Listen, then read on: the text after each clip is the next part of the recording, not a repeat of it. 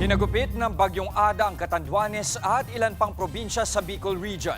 Maraming bahay ang nalubog sa baha at libo-libo na rin ang mga inilikas. Nasa frontline ng balitang yan, Simon Gualvez. Pinasok ng tubig mula sa umapaw na ilog ang bayan na ito sa bayan ng Gigmoto, Catanduanes.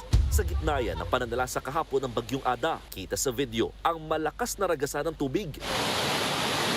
Katabi lang sila ng ilog kaya mabilis na napasok ang kanilang bahay. Bukod dyan, ayon sa uploader, natabunan din umano ng malaking bato ang ilog dahilan para umabot sa kanila ang tubig. Kita rin sa video na ito mula naman sa tulay ang malakas na pagragasa ng tubig baha sa naturang bahay. Agad naman silang nahatira ng tulong matapos humupa ang baha. Rumagasa rin ang matinding baha sa Barangay Buyo. Nagmistulang ilog na ang lugar dahil sa tubig. Nalubog din sa hanggang bewang na bahang bayan ng Virac. Sa video na ito, isang senior citizen na ang binuhat ng mga rescuer para ilipat sa mas mataas na bahay.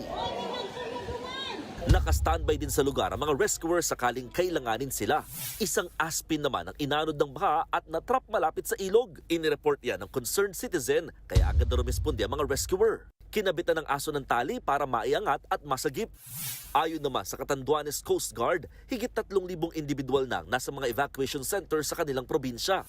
Higit 9,000 pasahero at driver naman ang stranded sa mga pantalan sa Eastern Visayas, Bicol at Southern Luzon dahil sa Bagyong Ada. Dalawa na rin ang namatay sa pananalasa ng bagyo matapos matabunan ng malaking tipak ng bato.